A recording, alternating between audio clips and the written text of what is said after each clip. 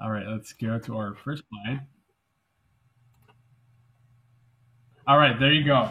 Um, so this is Better Together, working with faculty and students in participatory governance committees and other meetings that we all students engage in all of our campuses and local communities. My name is Gene Gayatao. I'm the Legislative Affairs Director for Region 5 and also the chair of the SSCCC's Equitable Practice Committee. And I'm honored to introduce you as well, Professor Cheryl Aschenbach from Lawson College, also the Secretary of the Academic Senate. Thanks, Uh, Jan. Professor, if you'd like to go ahead and start us off in the next slide. Sure. Hi, everybody. Thanks for joining us this afternoon. Really excited to be joining you for your conference. We're going to talk through a few things. We're going to touch on the history of participatory governance, but I think many of you are probably familiar. We'll touch on the students' 9+1 rights that you're likely very comfortable with, but it's always good to refresh. And then we're going to talk about the faculty 10+1 rights and the ways that they overlap with your rights. And then we'll venture a little bit further into ways that faculty and students can partner together in governance. There's a lot of power when we work together. And then we'll talk about effective practices for participating in governance, particularly students on committees on the campus. And I think Ben or Jen will be able to share a little bit about other statewide opportunities for you. But the rest of it's really the meat of the presentation. So thanks so much for having us. Next slide, please. So participatory governance really, years ago, the community college system was part of the K-12 system. And in the 1980s, it started, there was talk about separation, and it was really with AB 1725 by Vasconcelos in 1988, the Community College Reform Act, that there was a lot of actions taken to separate our community colleges from the K-12 system. And so we, at that point, became much more independent. It changed the structure, it changed the existence of colleges. It also started to set up for faculty and administrators things like minimum qualifications and processes. But I think one of the most powerful things that came from AB 1725 was participatory governance, which is pretty unique to our college system.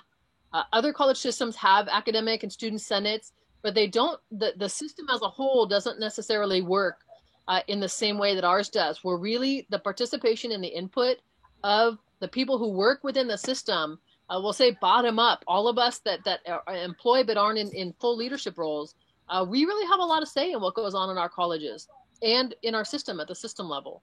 And so with that effort, then really that participatory governance framework was set up. When I work with faculty with our academic senate, we always talk about our 10+1, which some would say are our roles, others would say our responsibilities, some might even say our rights. And it established the 9+1 for students, which really the Title V regulations tied to it did that. But then there's also some language in there about the right to participate for classified staff as well. You want to add anything else to that, Jim?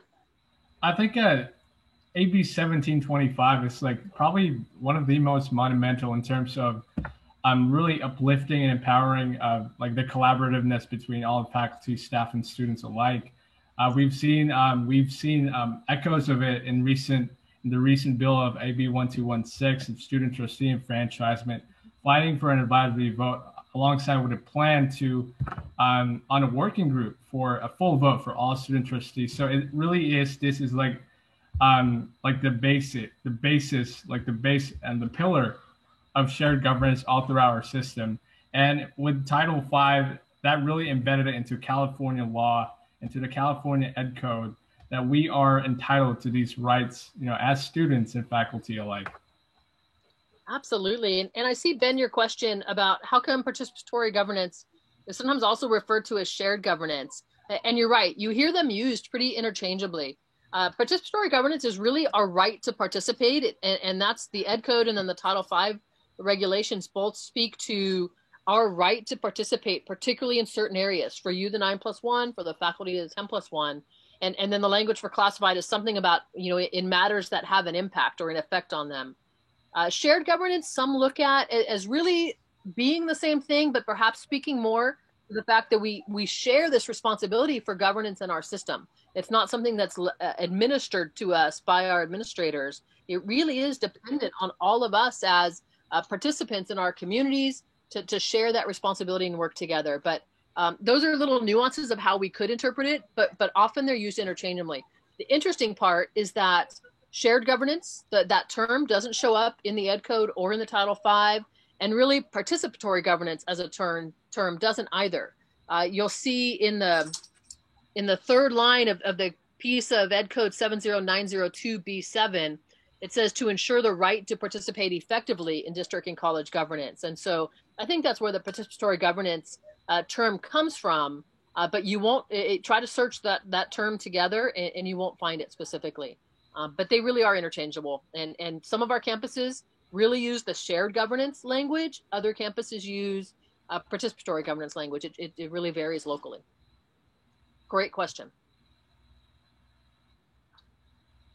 I think we can probably hit next slide. Are you good?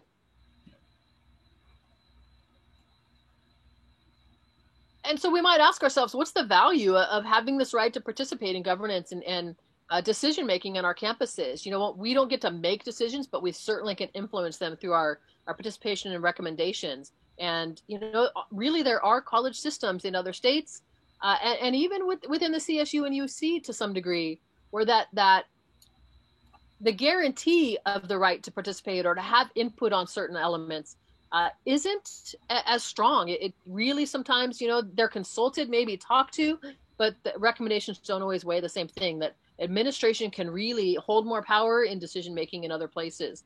That's what's beautiful about our system and really unique, is that it doesn't feel like power necessarily because we're not making decisions, but the fact that we have the right to influence certain areas and really have to be relied upon in certain areas for our input, the 9+1 and the 10+1, that is, there's power in that for sure. And so when we think about what's the value of it, just the fact that we know we have that opportunity to have our viewpoints, our ideas included in decision-making processes, that adds value to the work we do as students, as faculty, as members of this community together.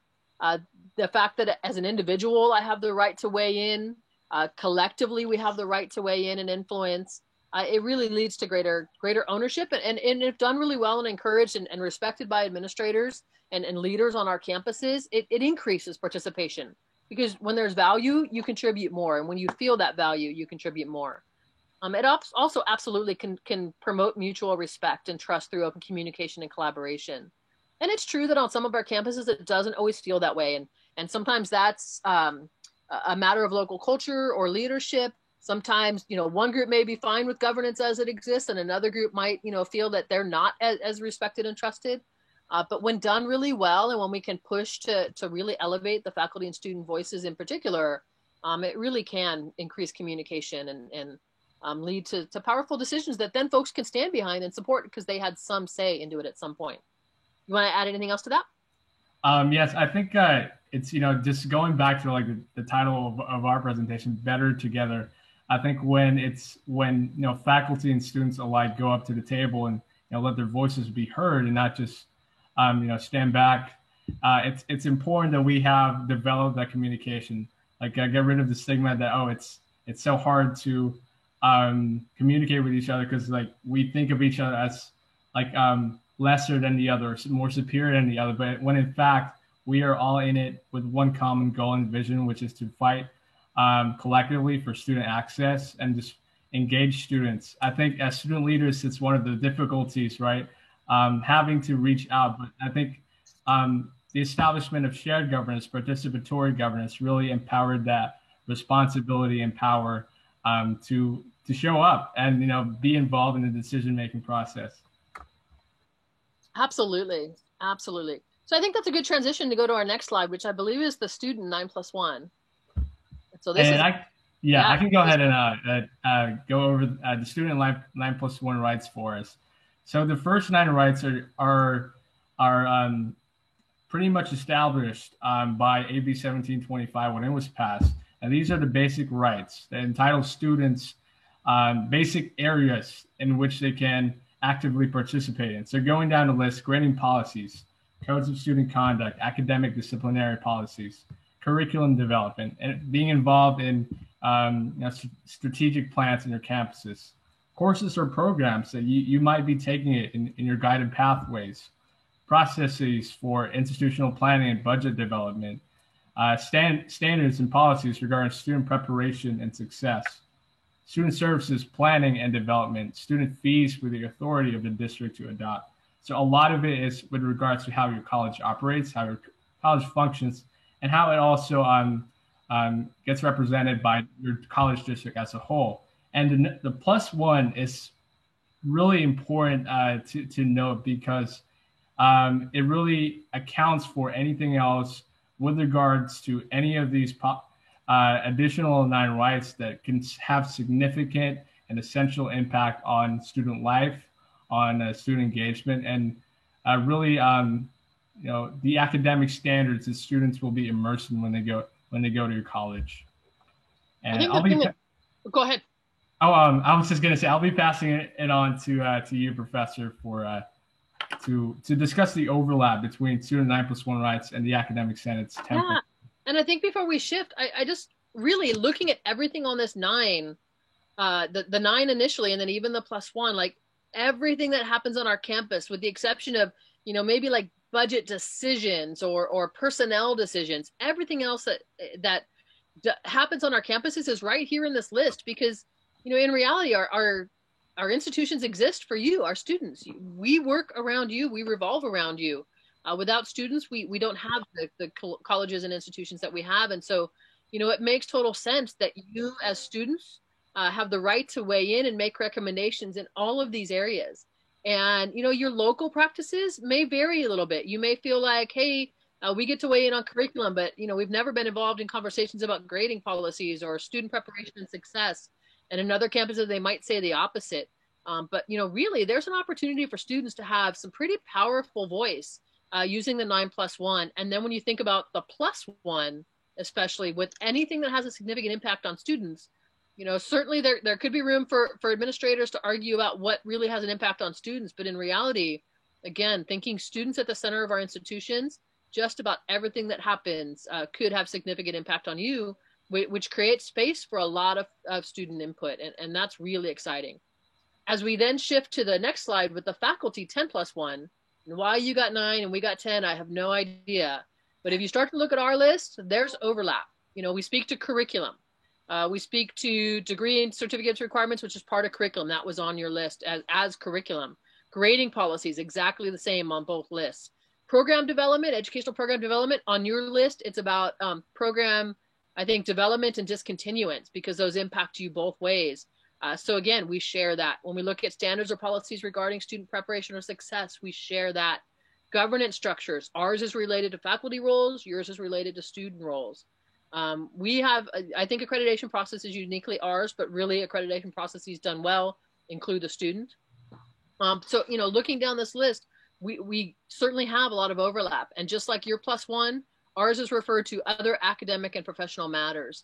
And we certainly, again, there's room for faculty to argue that some things are our +1 and others to say, no, they're really not. We have the additional kind of complication or layer of we have our senates, but then we also have our unions who take care and I'll say protect to some degree our working conditions and working rights. And so there's sometimes between faculties and unions a little bit of, is that your responsibility for faculty or our responsibility for faculty? And there are some things like evaluation that fit into both the union's role and the Senate's role. But I think ultimately, when you look at the Senate list, especially, we overlap quite a bit with you. And the next slide actually will show us that even more. But before we go there, did you want to say anything else on the faculty list, John?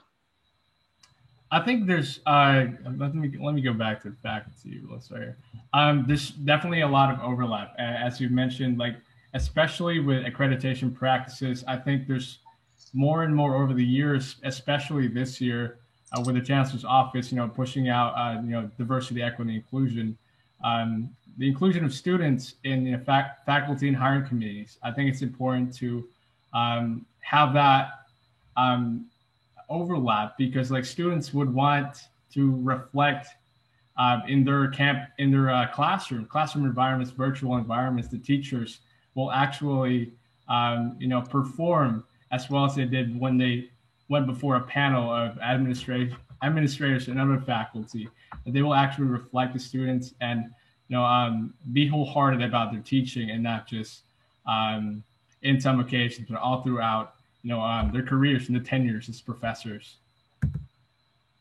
Absolutely. And I see the question, where can we find this list again? And I realized we didn't put the Title V sections for either one of our lists.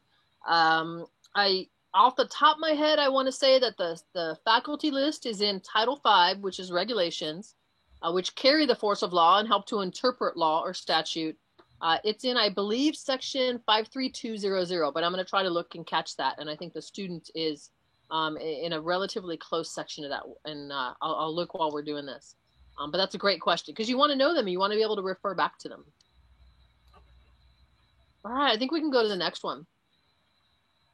So again, kind of looking at this, putting the student 9+1 and the 10+1, not only side by side, but then thinking a little bit about where did the conversations about some of these things happen on your campus? What spaces should students be present in to really use their 9+1 voice, and where should faculty be present to use their 10+1 voice? Looking at the curriculum committee, certainly when we talk about grading policies for students, curriculum development, program initiation or discontinuation, student preparation and success, which can include prerequisites, co-requisites. All of that happens, those conversations happen at the curriculum committee. Within the curriculum committee, the things that the faculty have the voice in are curriculum, degree and certificate requirements, which is really more curriculum, grading policies, ed program development, and then those same standards and policies regarding success. So, if your campus doesn't have a voice present at the curriculum committee, you should, certainly. And it's a place where, you can, hey, they're talking about starting this new program or discontinuing a particular program or adding courses or deleting courses. Like, that's when you bring it back to student government and just heads up, what do we want to be able to say or do about this? That's important input to have. You don't ever want to be caught as students, unaware of that. Now, when we talk, most of our campuses, I won't say all, but most of our campuses have some sort of a college governance council where the leads of the different governance groups on campus, your Senate, faculty Senate, and then, sometimes unions and administration are present, just leaders come together, sometimes called college council, sometimes called governance council, or I've also heard, what's another one? I'm drawing a blank. But that's where, again, once we pull leaders together, we absolutely want to have a student voice. And that's where we hear things come up about student conduct, institutional planning, some of your +1, certainly fees can come in there. Fees can also come up in curriculum on occasion. When we talk about accreditation, that happens often, at least in relation to the governance council. So a lot happens. It's another big space. You want to try to have students present regularly. And then you've also got planning and operational committees, which tend to be, things like your student services committee or your department chairs or division chairs or guided pathways committee, perhaps. And so some of those kinds of things, again, may not feel like students need to be as present, but absolutely, because they're going to be talking about things that impact students. But it's always so interesting. Many of our faculty leaders don't realize, they know the 10+1, they don't always realize that the 9+1 exists too, and that we really share a lot of overlap. And, again, one group can speak up on something, but when we have something that we share in common and want to advocate for or promote, if two groups are speaking up together, there's a whole lot more power on that. Gian? Absolutely. I could not agree more with that statement. I know that a common experience that we may have probably had when we first started student government in college is that we look at these participatory governances, and it may seem overwhelming at first, but looking at it from a bigger perspective, this idea of being a part of something far greater than ourselves. And I think it really made a lot of sense and fruition to be able to see how all of these committees play hand in hand to how effective your college really operated.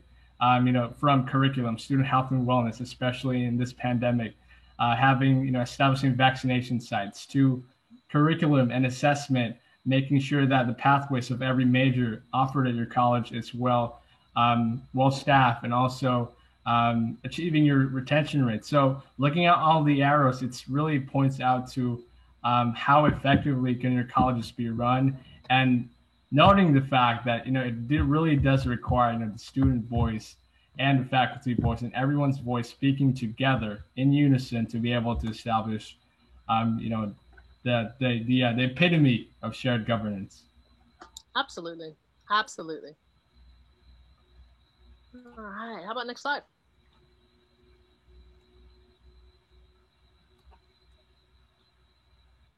So just kind of at the highest levels, what are ways that our students and our faculty can partner together? I think identifying areas of shared interest and the 9+1 and the 10+1 give us a place to start. But I think too, what kinds of things are happening on your campus specific to equity and DEI and guided pathways? What are some of the current initiatives? And in what ways, might your interest align with or at least intersect with faculty interests? It's important to think about that. I think then, does your academic senate know who your student leadership is, and does your student leadership know who your academic senate leadership is? If we and it's unfortunately common that neither knows the other or not very well, and that's where I always advocate to faculty, like, get to know your student senate leaders, because again, to have that communication can be really helpful when you have shared interest and want to speak to administration or promote an idea, and not only to strategize sometimes together, but then ultimately lift your voices together can really get people listening. Fortunately, student voice folks do listen, but if they're coming together, that's even more. And then there's also times some campuses have a classified senate, not just a classified union, and there's even times where I tell folks, work with your classified unions well, because if the or classified senates rather, if the student senate and the faculty senate and the classified senate all agree on something or have a shared interest, that's there's hardly any people that aren't included in that except administrators and the board, and so they should be listening. And I think we don't leverage that opportunity enough. And so if you don't already know who your academic senate partners are or cohorts, find out, get to know, and introduce yourself if they haven't reached out, and unfortunately they don't all. So start that and say, hey, I'm involved in student government. Invite them to your meetings, and the same thing I tell senates: invite student leaders to your meetings. Have a place for them to give a report. And I think it's fantastic with the academic senate leadership at the state level.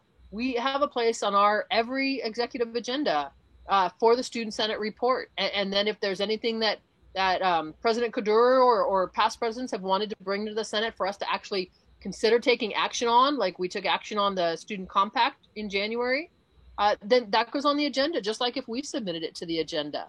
And it's really important for us to be able to hear what the students are up to. What areas can we advocate together? The Student Senate reaches out and said, we're looking at supporting this bill. Academic Senate, what do you think? We might take a position that aligns with yours, or vice versa. And that doesn't always happen at the state level or at the local level. So I think it's important to think about that. To be able to attend each other's meetings, have conversation about what's going on. And often too, students come through much more quickly, more turnover, obviously. You're ready to go off and do bigger, better things. Faculty have been there, and so they may have a little bit more insight into how to navigate the local culture and local governance structure, and to partner to gain from some of their experience can really help as well. Other thoughts, Jim?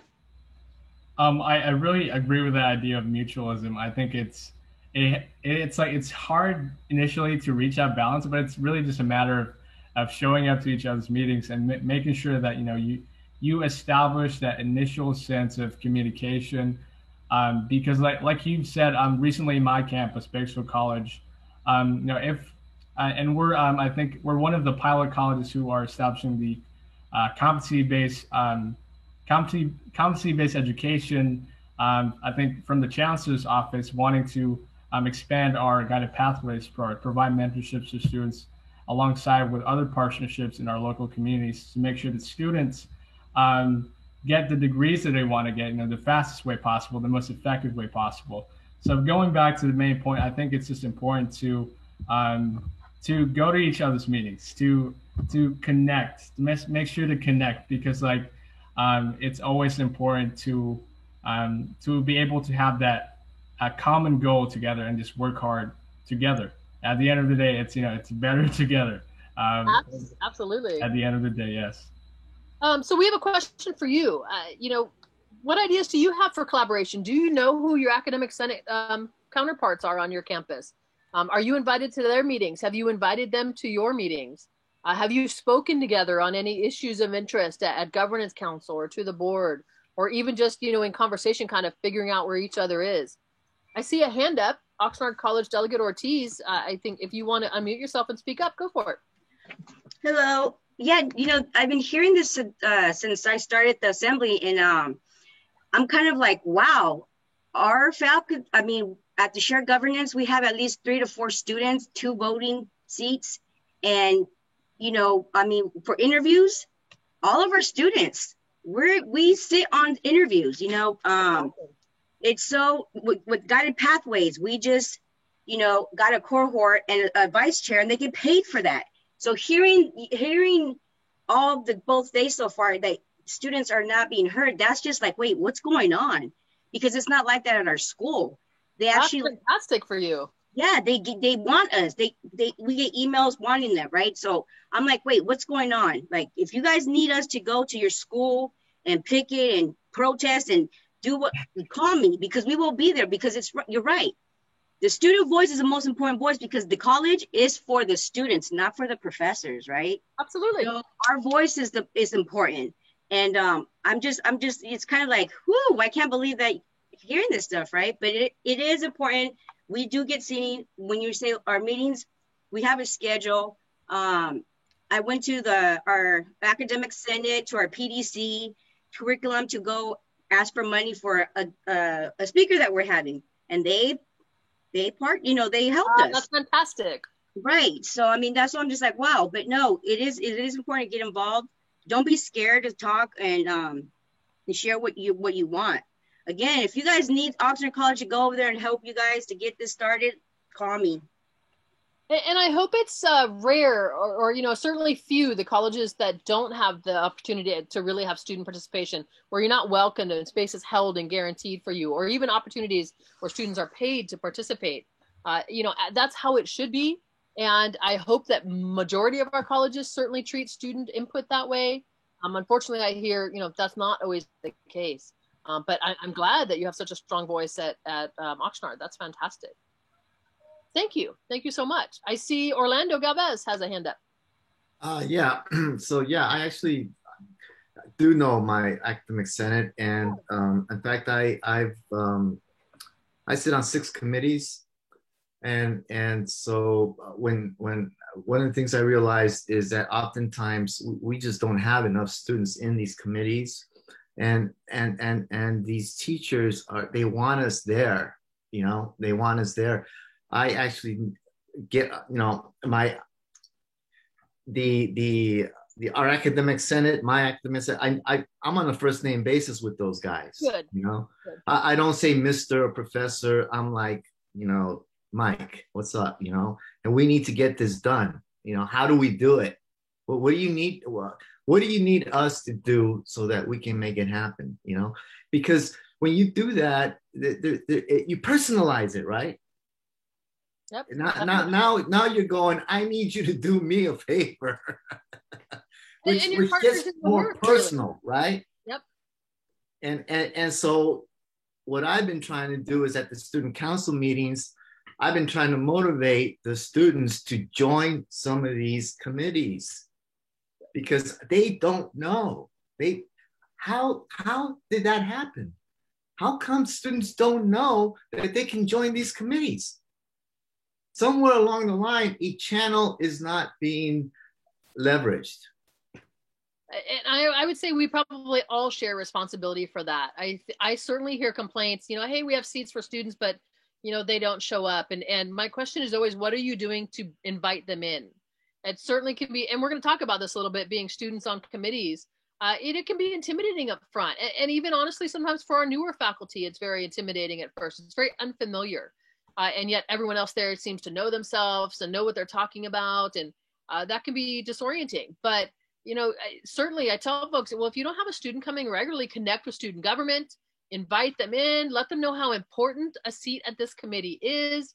And I think sometimes it's just people don't know, or they don't make the effort to really do that reach out. And that's a challenge. And again, I think we've got to partner on that, Senate and faculty leaders together, or student and faculty leaders together. Great points, Orlando. I love your background too. Oh, thanks. I see Cameron's got his hand up. Let's hear from you, Cameron. Yeah, so at my college, we've actually, as a student body, have made the effort to invite them to our meetings. And so we have one of the Senate's executive officers there every week almost. And it's been so nice to be able to go there. And, you know, usually they're very quiet during meetings and they don't put in much unless we specifically go, hey, Brian, you know, what is the Senate thinking about this? And maybe can you enlighten us about the inner workings of this one committee that we don't have a student on that falls underneath the academic senate and stuff like that. So it's been really beneficial being there and having them That's there. Great. I love to hear that. And honestly, I'll tell you, if the students reached out and asked the Senate or faculty leaders to be there, it's really hard for us to say no. Because we work for students. And if we truly are living and working the vision of our community college system, which to advance our students, then we will, you know, ask us, we will find a way to be there or make sure someone is. And so, you know, again, when they're not, I think sometimes they don't realize that they're welcome in the student space and that there's value in that shared conversation. So I'm so excited to hear that that's happening at your campus. That's fantastic. I see Kyle, you have your hand up. Hi, yeah, thank you. Another thing that our school is doing kind of is making, you know, the teachers and the professors more, like they reach out more and they're trying to connect with students. And we've seen actually an uptick in the number of senators who've signed up for the external committees that they serve in, because, you know, they were afraid that these professors, you know, are these mean, scary people that give you bad grades and, you know, they want to see you fail so you stay in their class and stuff like that. And at the end of the day, they're like, no, like, we're here to help you. We're here to support you, especially those who serve in the committees, because I don't know the rules regarding at our school specifically, which if you're supposed to serve on a committee or something like that, but like those who are serving on at least the student equity and achievement committee that I serve on, they're like there to help the students. Like they're constantly bringing up things, how they're addressing, you know, linguistic justice in their classes or increasing the equity between students. So making the professors known as these nice people, that they're not just robots behind screens, like grading your papers, is one of the key things that really helped in not only in increasing the number of external committees with student participants, but also, you know, between students and in classes too. That's one of the key things our school is doing. So I just wanted to share that. That's great to hear. Thank you so much for sharing that. You know, it is when you start, and we're going to talk a minute about serving on committees, but I think when we both, faculty and students both, kind of set aside the assumptions we make about the other, then we absolutely, we have more in common than I think we've ever realized. And when you really sit down and think about it, we want to see students succeed. It may not always feel like that in the classroom with some of your faculty. And, you know, to be honest, some of my colleagues, sometimes I wonder, but ultimately they got in this profession that had to have been their intention from the start. And so, you know, some it's much more genuine and much more apparent. And yes, especially when they're serving on campus leadership and stuff, they want to see the college, they want to see students ultimately succeed. And, you know, when we get past some of those early assumptions, there's, again, a lot of power in that opportunity. I see Cameron said that student government constitution says the president has to sit on the Senate unless busy with a class. Absolutely. I think that's a great thing to have in the Constitution. And hopefully when possible, they, you know, are able to get there or get a representative there if they're in class. I see Z, and I'm hoping I'm saying that right. You know, only really been on committee since COVID started. That's really interesting, but what an opportunity then to increase the student voice. And as you said, take this back and talk about, you know, doing this more once you're back on campus. Certainly get those conversations going. And, you know, again, we'll keep talking about it, but if you don't know who your Senate leader is or haven't met them or connected with them on some way, like there's a lot of power in you doing that reach out if they haven't, and just, you know, introduce yourselves right now, you know, via email, I'm sure, but to just say, hey, I'm the Senate leader or Senate VP or whatever role you play, And, I'd love to come to a Senate meeting sometime if you've never had that invitation, or, hey, we're working on this issue, and faculty might want to weigh in on this, or, we want to share this with you, and all great ways to connect with your faculty counterparts.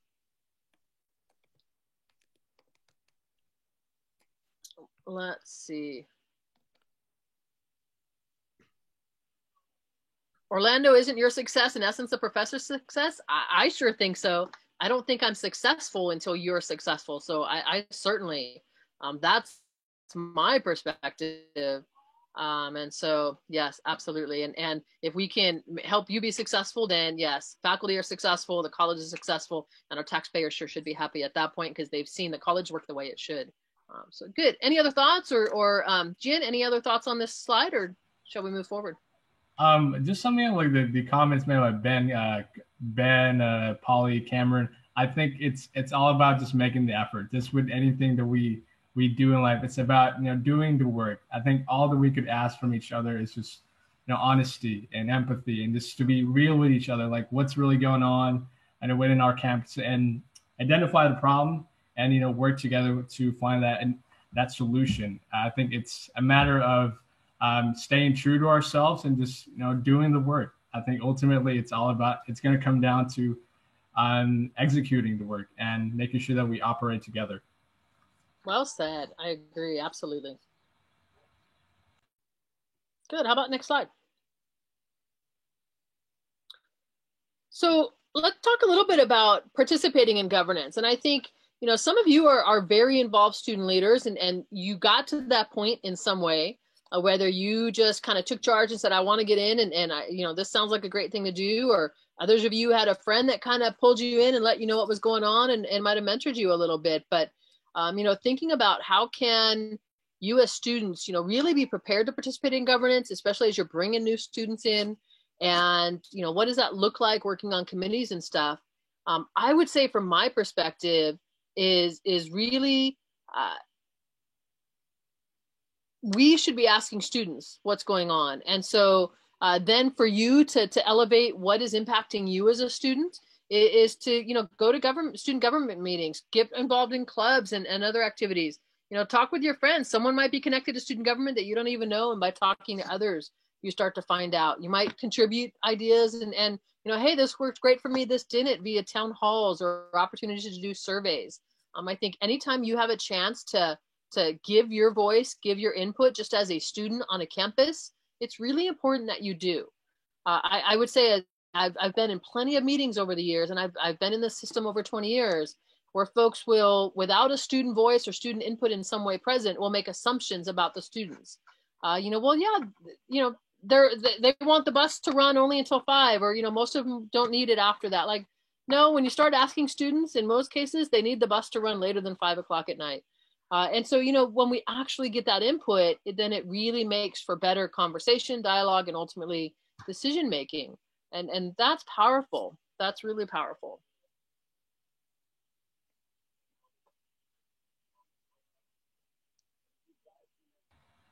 And I'll go ahead and jump in and give the student perspective. I know one of the main problems that we had in engaging our students before, and especially in COVID, was how do we get students to attend our events? How do we get our students to keep the engagement level for a long amount of time? Because I think and this is where we have to get creative, whether it be through usually it was through events in our campus that made us passionate, that made us want to join and immerse ourselves within other people, other students that we had our events in. So I think we do have to get creative in terms of reaching out, whether it be one-on-one within your friends, to spreading the word. We're using Canvas to let faculty know, hey, we have an event going on for students, and just if you can please share this on your announcement page. If every student, every faculty member did that, our student participation would really, I would say, skyrocket in a way, because we are collaborating with faculty and everyone who can really empower students, empower everyone to engage everyone. And I think it's that passion starts with a little spark within each and every individual or student leader. And I think it's a matter of activating that little spark to ultimately lead to the work that we're doing right now. So I think it's the little things that matter, but it's also just reaching out in every way that we can. And I'll even add to that sometimes it may seem that it's faculty are just present, that it's not hard to get faculty to participate. You think about sometimes it's difficult to get students to participate. I'll be honest, it can be really hard to get faculty to participate as well. We might have some requirement in our contract that says we'll participate in a committee, but for some folks that just means to be present. For others, they take it seriously and truly contribute and as a participant. And other times, we're lucky to get them to show up. So we struggle with that too. And that's even an area where we could share ideas. How can you engage faculty more? How can you engage students more? What creative ideas do we have? But, kind of pulling each other in. Fantastic. I want to point to the chat real quickly. And Vic, you mentioned that your academic senate you've talked to your academic senate about the process of building a mentorship program between students and faculty. That's really exciting. I think that's great, empowering students to ask for recommendation letters, but even just opening that dialogue between the two and having mentors available for students. We benefit when we mentor, as well as, we learn from as mentors as much as you do, perhaps as the person being mentored. And so that's a really cool thing that's happening at your college. Any other ideas, Jen, to answer Kyle's question about and increasing participation in events? And anyone else in the chat want to help to answer Kyle's question there? It can be tough. I think that's like the tough, one of the tougher questions that we have in our student governments. I think it's just finding every possible way to establish communication, whether it be through, online. It's been like connecting through social media or, Discord, that platform, and, making sure that students are informed and have accessibility to services we're offering, mental health, telehealth, or the food pantry, and how we can have access to that. A student information center that will answer any possible question that you may have in terms of, your enrollment, in terms of anything that, a student's basic necessities with regards to, anything on campus. So I think it's a matter of just reaching out to everyone. I think it's definitely one of the harder works that we have to do, but when we do it, it's like one of the more gratifying feelings that you can have as a leader. Definitely. Cameron, I see your hand is up. Is that a new hand? Oh no, sorry, I forgot to put it down. Oh, okay. Just checking. Didn't want to miss you. Shall we go to our next slides?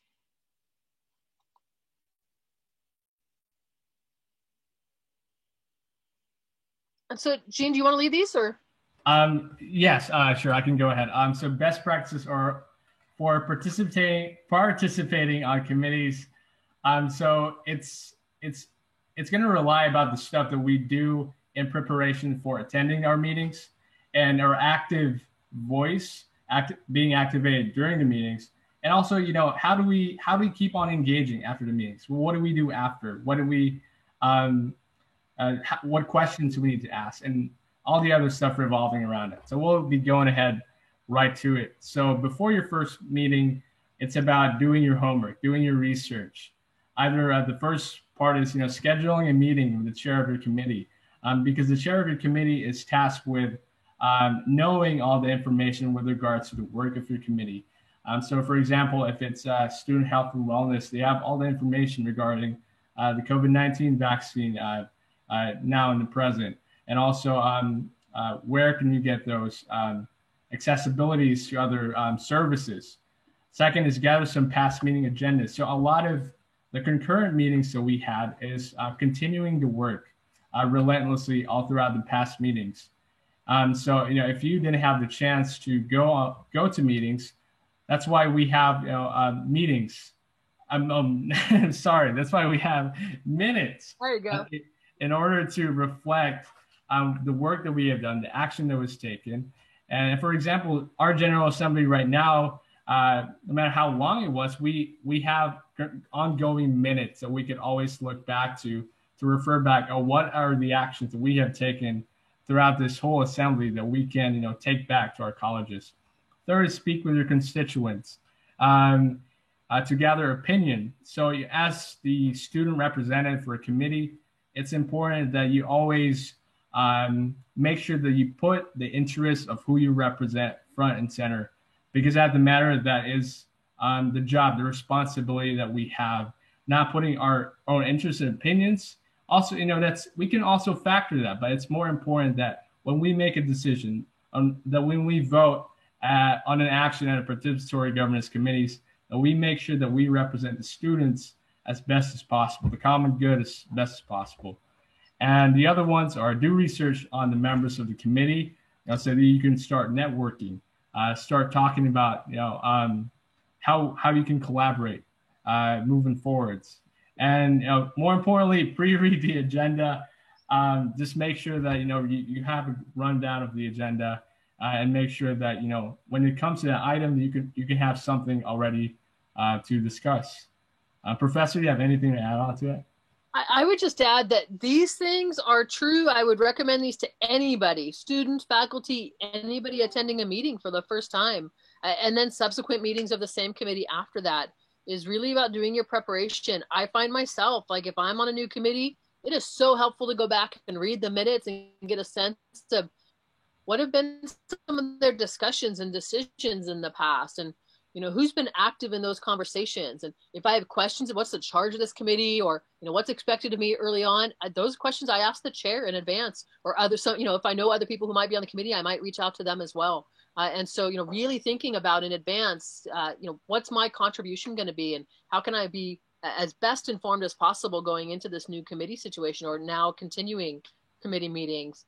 And then pre-reading the agenda, you don't want to get caught off guard. It's always good to kind of know what's expected. And again, if you need a refresh on the context, or I find sometimes it's helpful to reach out to a committee and just discuss, like, okay, this is what I'm thinking relative to this, and what are you thinking, and what do you think the conversation is going to be about? In what way should we contribute?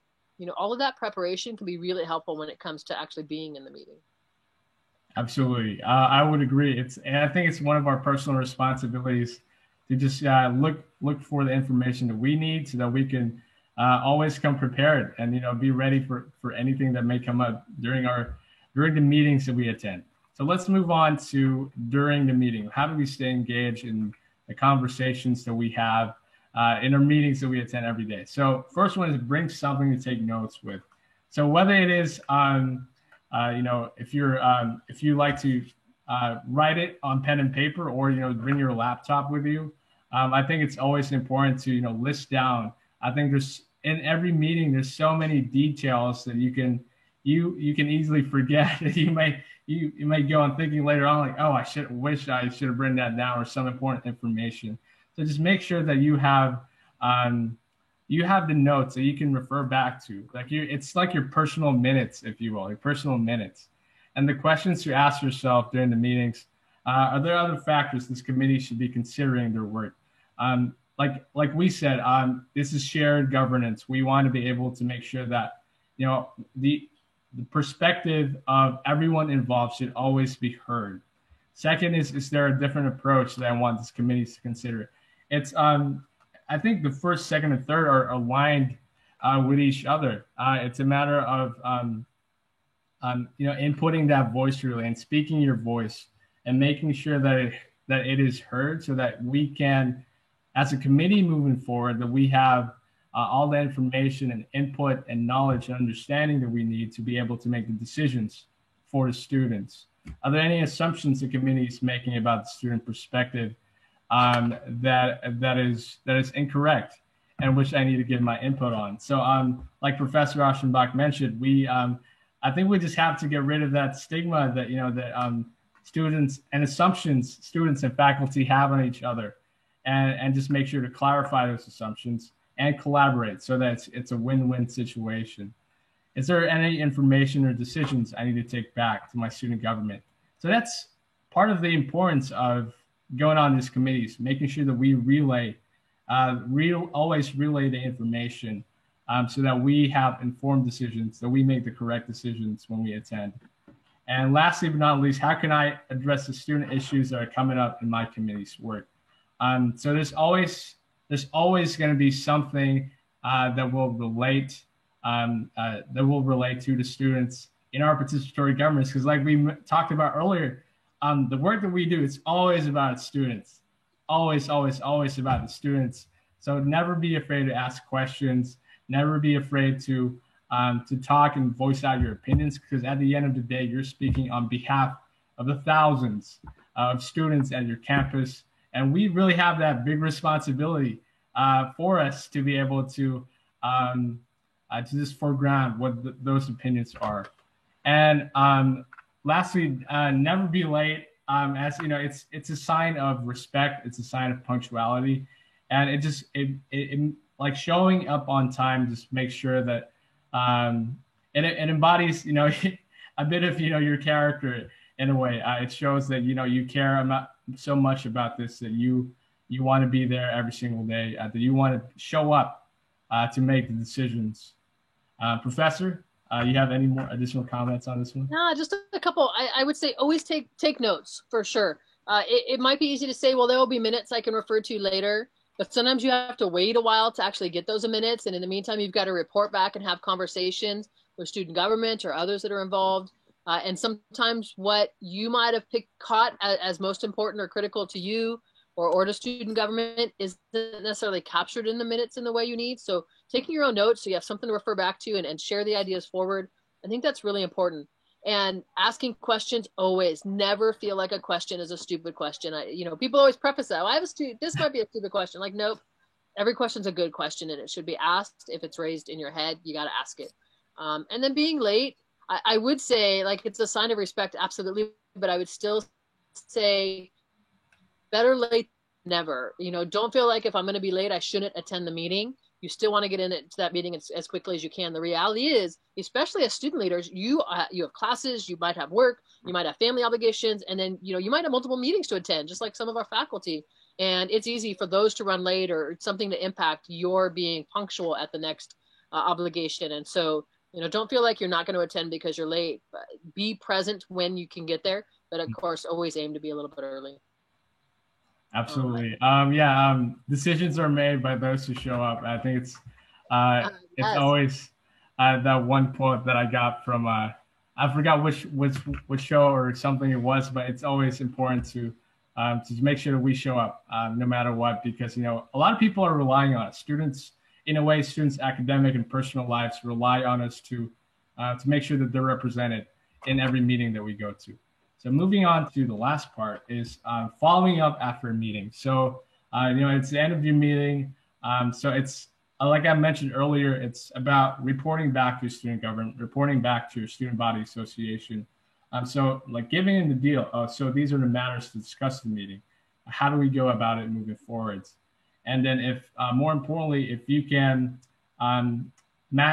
do it in a way that is extensive for students, hold town halls, or, you know, hold, whether it be, you know, be engaged in conversations with your friends and other people, other student leaders that you serve with, and make sure that, you know, you relay the information.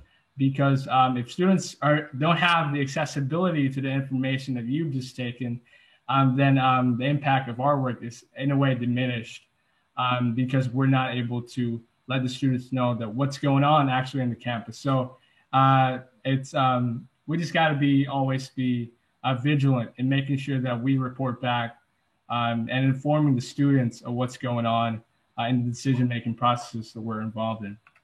And other details include, just, you know, if you're not available, like Professor said, you know, we have a lot of meetings.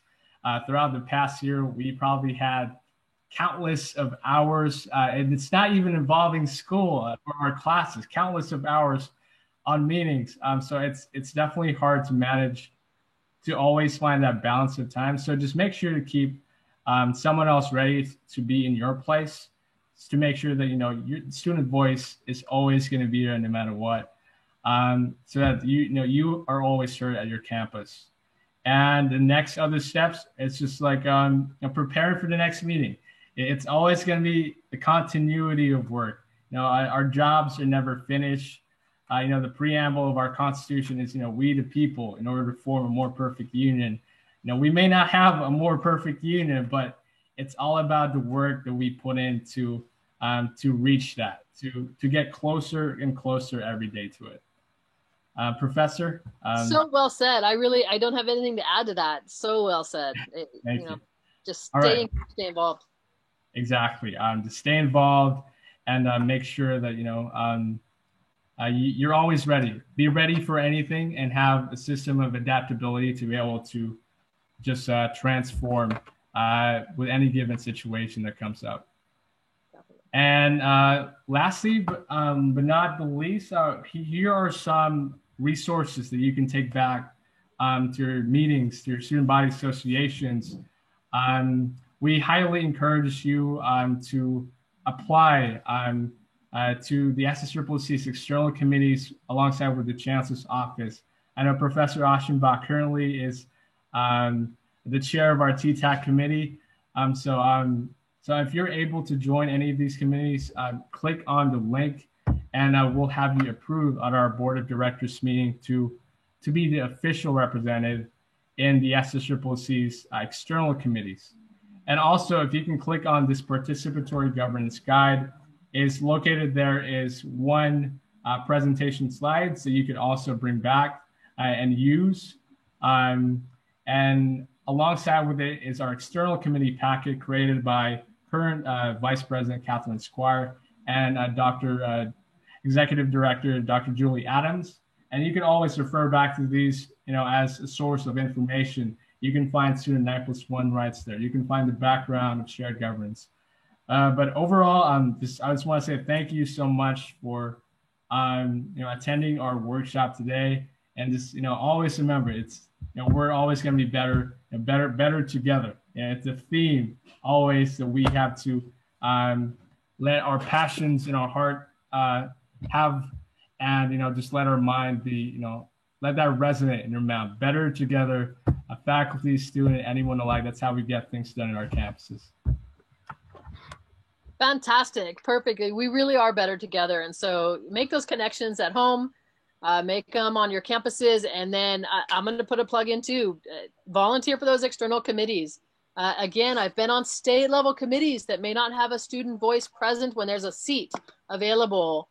And so, really get involved. It's pretty cool to really see how the system as a whole works, not just how things work within your campus. And so I encourage you to consider that possibility. I dropped the question came up about the link. So I put those in the chat, and then I also dropped the PowerPoint in the chat so you can have that as well.